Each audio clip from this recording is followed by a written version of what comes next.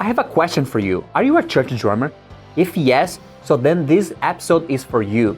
If you've been wanting to step up your drumming game and worship, I've got 4 solid points that will take you from a good drummer to a powerful one. We are breaking down what really matters behind the kit in worship, from knowing when to hold back to hitting that perfect feel that lifts up the whole room. If you're ready to make a real impact and bring your best to every church service, stick around. These 4 tips are game changers for you. Before we jump to the show, this episode of the Drummer's Perspective podcast is brought to you by the SSD, the Smart Solid Drummer online platform.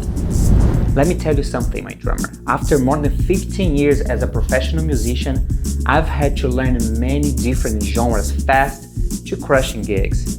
Picture this: samba on Thursday night, funk on Friday, wedding ceremonies and parties on Saturday night, and obviously church service on Sunday. I didn't just survive, I thrived in those environments. But why? Because I discovered the secret. The process to learn any genre is actually the same and way simpler than you think.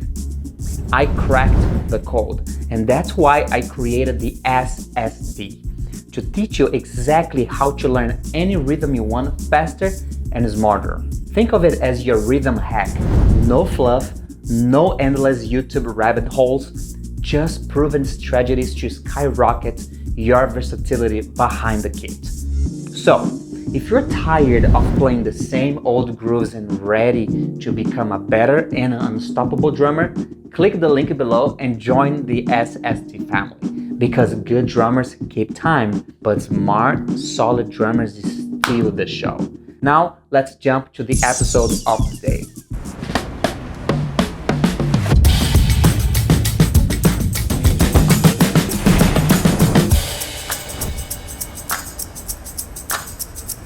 Welcome to one more episode of the Drummer's Perspective podcast. And with me here, I have my dear friend, Brent Anderson. How's it going? Yeah, man, it's going great. What I offered him, I was like, bro, if you want fame, glory, money, status, because he's a very status-driven person, sponsors, come to the pod.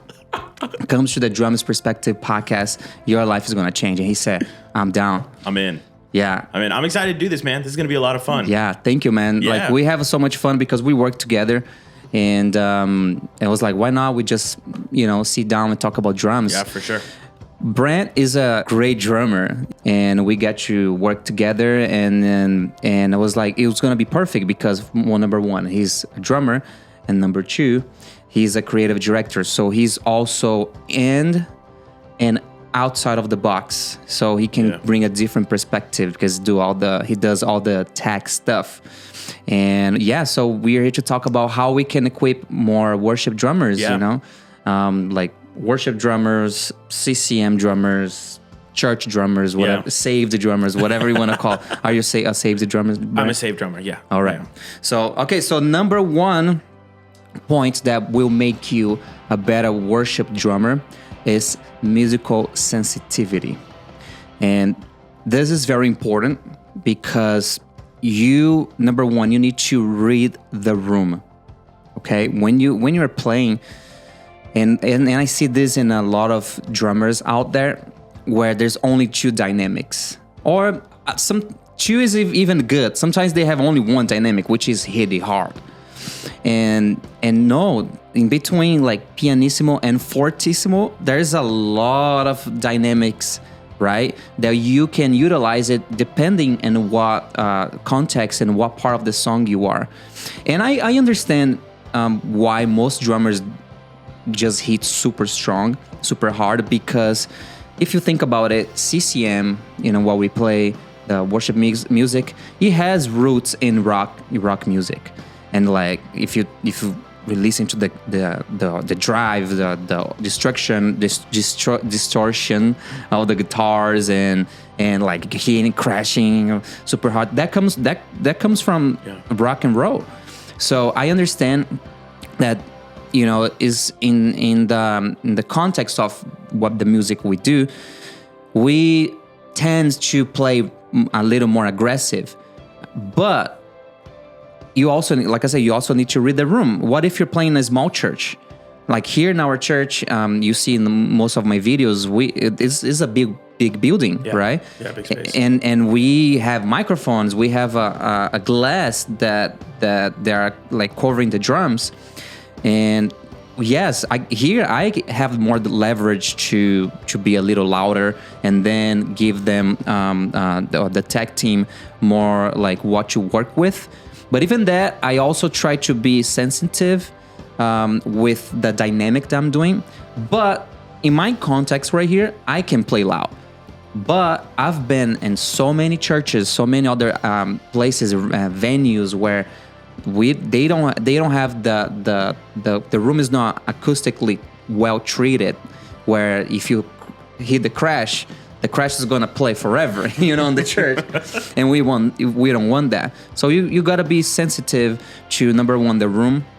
Number two, where you're playing and what part of the music you're playing. For each part, it needs a different approach, dynamically wise.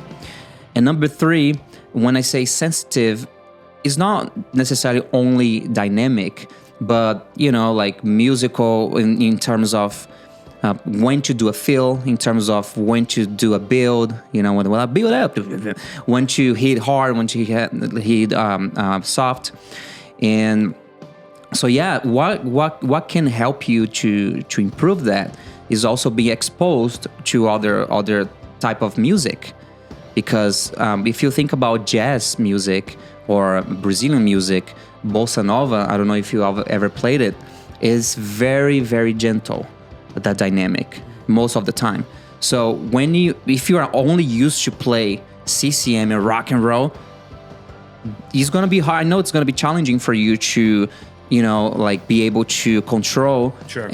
But if you're exposed to other genres where that's mainly the concept of the genre, that will help you to be a better drummer on a CCM. Yeah. What do you think about it? I think that's cool. I think, excuse me. I think one of the things about musicality, because that's really kind of what you're talking about there. Yeah. Is I think a lot of drummers or just worship people in general have seen that clip of the guy playing Oceans. Where he goes, which one? Where he goes, he's on like the E drums, and right when it goes into the interlude, it's you're just like, whoa, because it goes from this really sweet chorus to that interlude or whatever it is, and he's just ripping it up, and we all react to it because it's like, oh, that doesn't fit, it doesn't make sense. Actually, let me play the video so they know what it is. In the presence of my Savior.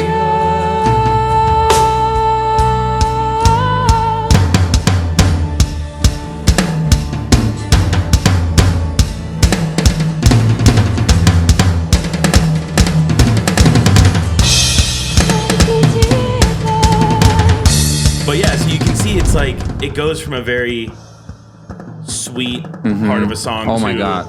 all of a sudden very in your face, and it takes you out of the moment. And I think that's one of the things that musicality does is you're preserving the moment, you're preserving the pace and the energy of the song as it goes through, and just helping with the what's it called, like consistency. I think is the other thing where if you hit hard, maybe try to back off a little bit and pay attention to the song, but let your hard hits always be consistent. That's one of the things that in working in sound, your peaks on drums is always very consistent. So it's like, oh, we know if we're setting compressors or gates or levels, Kesley's going to be very consistent. But if your hard hit is this, then in a different song, your hard hit is this, it's not going to sound the same. And so consistency in that musicality is very helpful as well. Oh, wow. Yeah. And just to give you a context, like I said in the beginning, Brent is a creative director. So that means that he's also, he's the tech, in the service. He runs the tech part of the service, which is being, the audio engineer and stuff. So yeah, we talk a lot about it and how how we can improve.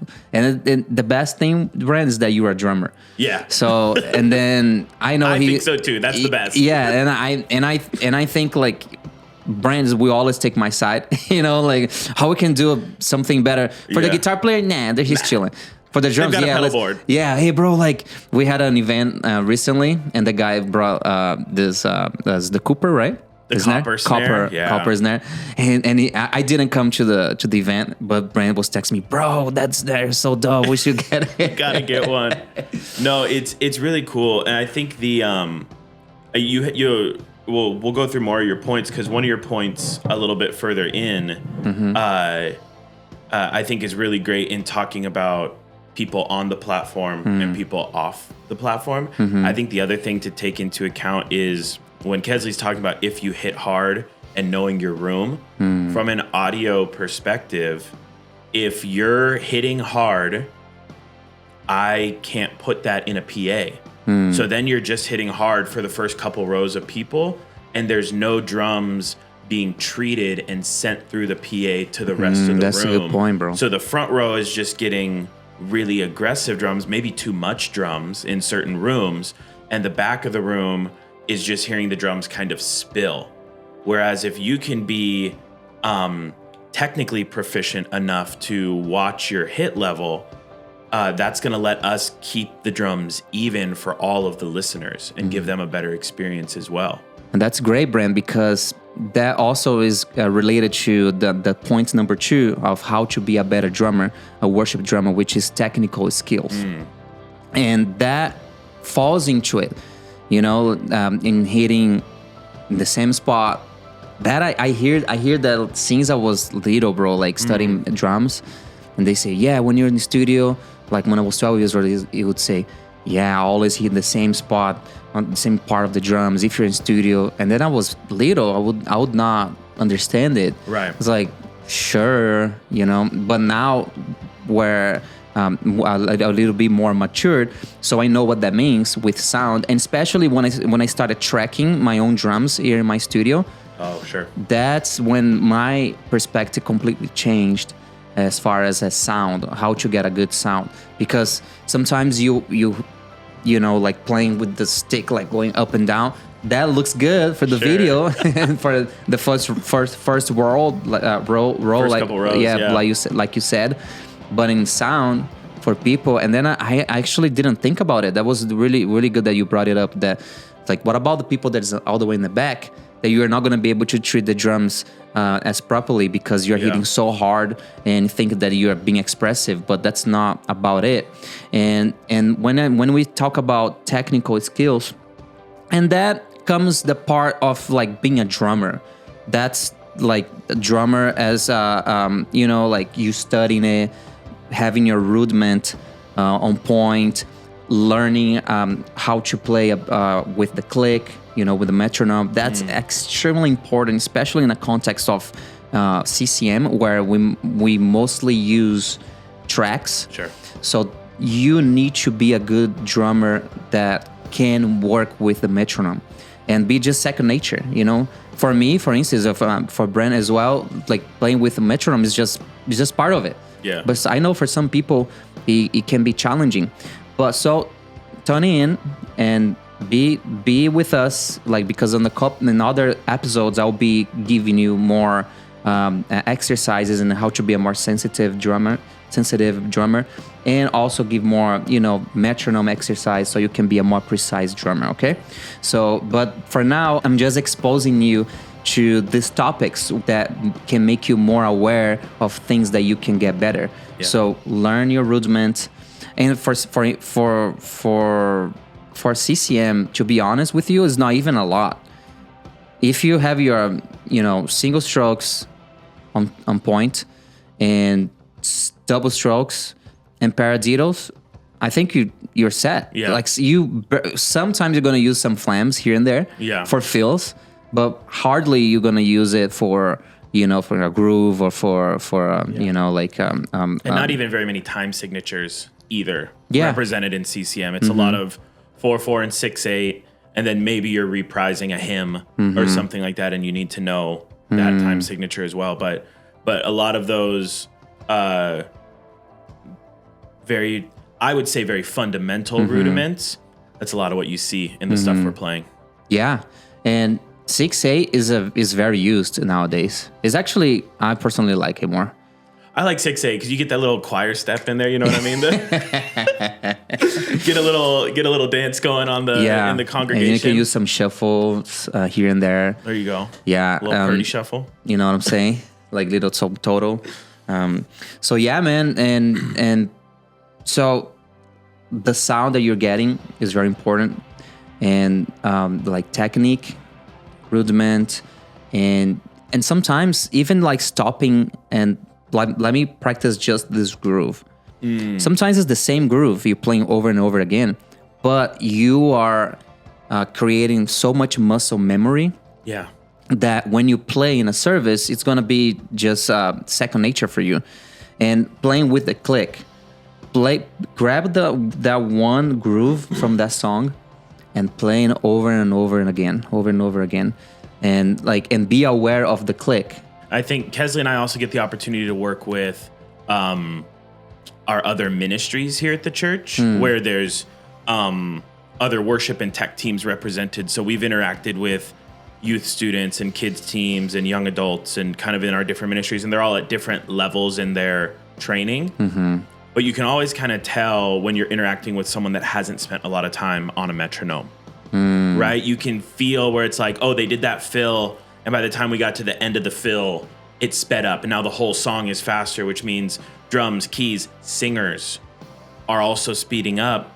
And so for a drummer to, let's say your worship team or your band isn't playing with an actual click, practice with the click. Because what Kesley's talking about, having that internal metronome, that'll just help you know that I start this fill on whatever and I finish it on whatever. And by the time I'm done, I need to be in the same place. Because there's some songs, I feel like especially in CCM, there's some really wordy worship songs. Yes. Have a lot of things that the singers have to say. A couple BPM can make a big difference for the singers in getting their breath and getting all the words out and stuff like that, right? Yeah. And a couple BPM the other way can make something that's supposed to feel like upbeat dragging, sound like a funeral march. And so knowing your metronome and being intentional about that, as well as just technically hitting the same spot on the drum, is something that I do think goes overlooked. Because the difference in hitting center on a snare versus just halfway to the outside, it's a big tonal difference in how thick does that snare sound type of a thing. So those are great points. Actually, I have a question for you. Yeah. From that you are in the other side of it, right? Yeah. You hear what the microphone hears, which is different than what our ears hear, sure. Right? So if you're hitting, what can we get a better tone of the snare? For instance, the Black Beauty that we're using. Can you work with better having me hitting on the skin, on the head, or rim shot? Sure. So you still can get the punch, the attack, even if I hit on the... Yeah, I don't need every backbeat to be a rim shot. You know what I mean? When you're hitting just the head, it's, what's the term? To me, it feels a little bit rounder. It's not as sharp. It can still have punch. It can still have all the attack and everything that we need. But then it almost saves another dynamic for you for when you really need something to cut through. Then you can get to that where you're getting the rim and the head at the same time. And that just cuts a little bit more. And so it almost gives you another color or texture to work. Now, you might be at a church or working with a team where your engineer, which I want to say is your third point where you talk about team. Fourth point. So we'll get to this a little bit more in just a second. But the relationship between drummer, any musician, and your sound tech is very important, because you might be at a place where your engineer needs you to hit that rim shot backbeat every time, because that's just how it sits best in the house, or that's how they have it set up. So it can work both ways, but it's a lot about talking with the person. Here, in our context, because we are in a place, like you said, our drums are partially enclosed. We have overheads that are listening to the whole drum set, and we've got top bottom on the snare. I've got a lot of microphones that are listening to the snare, so we're getting all the color and the pieces that we need, even if we're kind of pulling it in from an overhead or something like that. So it's working with your tech, but yeah, hitting the middle of that 8x14 that we have, just the head, Is to eat. plenty of attack, plenty of tone, plenty of punch. And then that will make you more aware of how hard you should hit your crash, right? Or your ride. Because if I'm conducing, like on the ride, if it is super loud, that you're gonna start losing the individual sound from that snare, because it's gonna blend everything, huh? Yeah, and then you and I were at a worship night, a prayer and worship night last night, or earlier this month, whenever this goes out. And we were talking about your in-ear monitors, and you were like, hey, can I get a little more gain on some of the inputs? And so I was at our monitor console working on that, and you were asking, where does the signal come to your ears? Because you could hear the gate, which is on a soundboard. If a signal is under a certain point, if a gate is activated, the microphone is off or lowered. And then once it passes that threshold, then the microphone opens up all the way. Yeah. It'd be really helpful on toms. But if you've set up your drums, your tom mics are usually pretty close to cymbals. So if you're bashing on a cymbal, I might have to raise that gate up really far on a tom, and then you're going to have to hit the tom, and it's not until the very loudest hit, right? Yeah. That the tom mic will open. So then in another song, if you're going through and you're doing a really light groove on the toms, if I'm not paying attention to that, I'm going to miss going in and turning off the gates. And then your little groove on the toms might not even be being heard, because I've had to set something to get the cymbals out of the mix. It would be hard for the first row. Right? But yeah, all that stuff plays into it. All the technical things. There's a lot of technical things on the soundboard end of stuff. Yeah. That isn't just a quick thing to just, let me disengage all this stuff so we can hear the drums. There's a lot of pieces that can go into it. Yeah, and I appreciated that you kept the gate, because you asked. I asked, like, hey, there is a gate here. He said, yeah, but you want me to turn it off? No, like, keep it, because that helps me. That helps me to be more aware.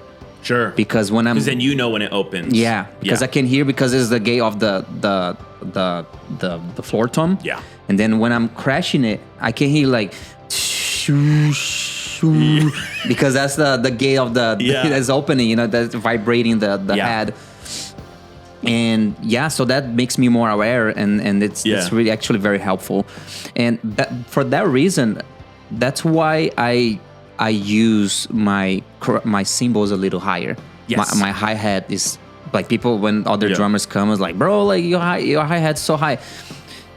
It is not as comfortable to play like that. Sure. I wish I could just play like super close but for stuff like this that we are playing a little more aggressive, like a little harder, and for microphone's sake, for gate, all of that, I put it like higher. All my cymbals are a bit higher, so the sound doesn't hit as much the microphones. Yeah, because that's the game we're playing. And having the balance where it's fun for me to play as a drummer, but ultimately, it's like what people are listening, what the microphones are listening. How people are going to, how that's going to contribute to the whole picture of the whole band. Well, and even we have this one drummer, really, really nice kid that you've been working with. That's filled in a couple times when you've been on vacation or on a break or something, and he's 7 feet tall. He's a tall dude. And I remember the first time he came and played for us. It might have been for your wedding. I think it might have been you were in Brazil. That I was not here. That you were not here because usually I'm here. And he came in and played, and he sat down, and I'm looking at him, and I'm realizing like, he didn't change the height of anything. So the snare is like down between his legs. So it's like his hand is like hitting his leg before it gets to the snare. So I walked up, I was like, hey, you need to set this for you. And this would probably be a whole nother episode, so I'm not going to go any further into this. But when you're talking about technical, one of the things I laugh about when I sit at your drums and I'm teching something, this guy has the best posture of any drummer I've ever met. Your chair, because you've got the back on your stool. Yeah. So your chair is like straight. I'm like, dude, Kesley's got great posture. But that's important because if you have bad posture at the drums, oh man, that could affect you long term. Like if you're hunched over, you're going to end up with other stuff wrong in your body. Take care of yourself. Yeah. Think about the ergonomics of, is my hi-hat, is my snare, are my feet, in the right place? And that might mean you come 20 minutes earlier to your gig to make sure you're set up ergonomically correct, but that'll let you play better as well. Oh yeah, and like you said, in the long run, it's not even age-wise, but in the show, like in the service, because we have long services. Yeah. And sometimes depending on how inspired our leaders are, so we can be sitting there. I can be sitting on the drums for probably like 45 minutes and or more. And I've done shows that like 2 hours playing, sitting on the drums and playing. So if I didn't develop that like posture, that would have I would already be messed up. Yeah. Yeah. And that falls into the technical skills, Brent, because that comes into the part of you developing yourself as a drummer. The technical drummer, like if you have a soccer player, there is the team aspect. We're here for but there is you still need to practice your hits. You still need to practice running. You still need to practice your skills on the field as a soccer player, and then you also have the bigger picture. But us as a drummer, it is important to please learn your rudiments, learn your grooves, learn how to read. That's all. That will make you a better drummer, and that will affect the whole thing, the whole team, the whole service. And now we are getting the topic number 3, which is spiritual connection. If you play at church, if you are a worship drummer, you need to understand that the 3 first points that we said was more the 2 first, were more technical, right? Now we're getting into the spiritual aspect of it, which you can forsake it. That's extremely important for you to have your life together. I don't know how often do you meet up with your pastor? If you keep yourself accountable to somebody spiritually, that's important. If you are playing and if you are being part of this environment, if you're playing at church, you're not just a drummer. You're there. The purpose of being there is to help the band deliver the message, which is help people, bring people together to worship the Lord. So, and if you're spiritually not connected, even though you can play well, but the main goal, which is spread the gospel and lead people in worship, that will be affected. And that's what sometimes we as musicians we don't take that as seriously, but that's extremely important. What do you think, Brent? I agree. I think I don't want to preach, man.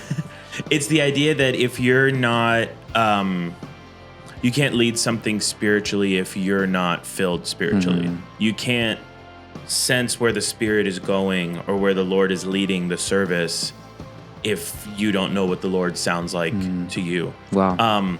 Additionally, I think in a lot of our contexts, in our church, we'll use us as an example. We come to any service with a run sheet.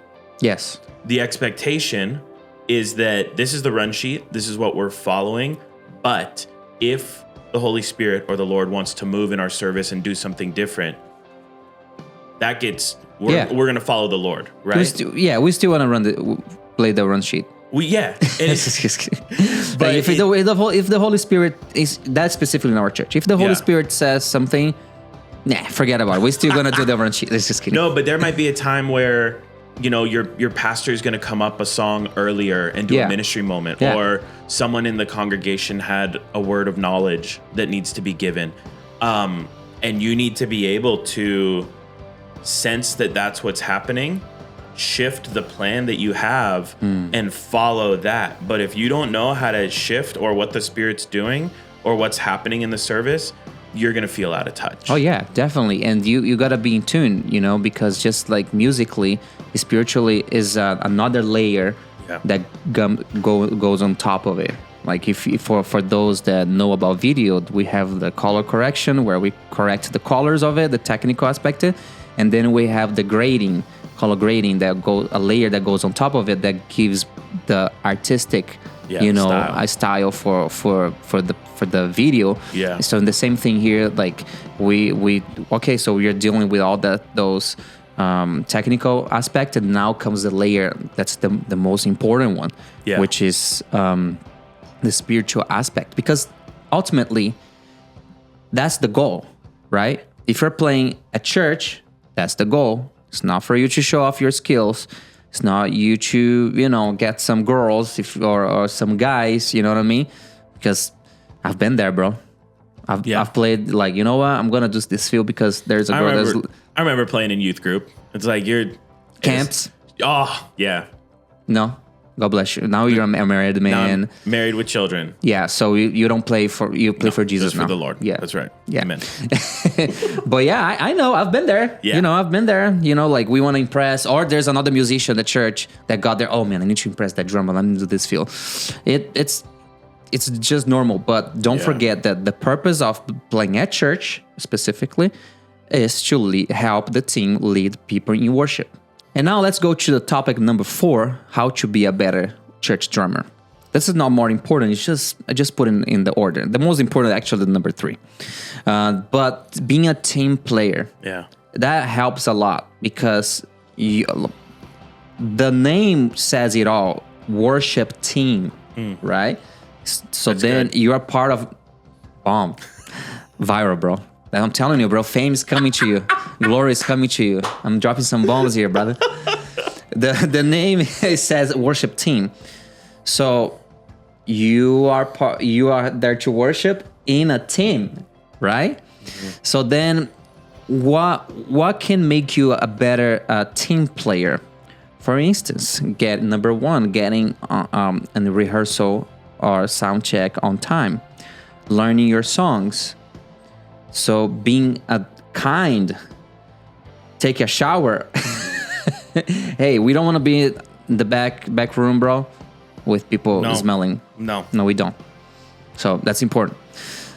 But yeah, so be on point, learn the songs, and be nice and and work with not only the band members but with the tag team, which they are the responsible for everything that goes outside of the microphone.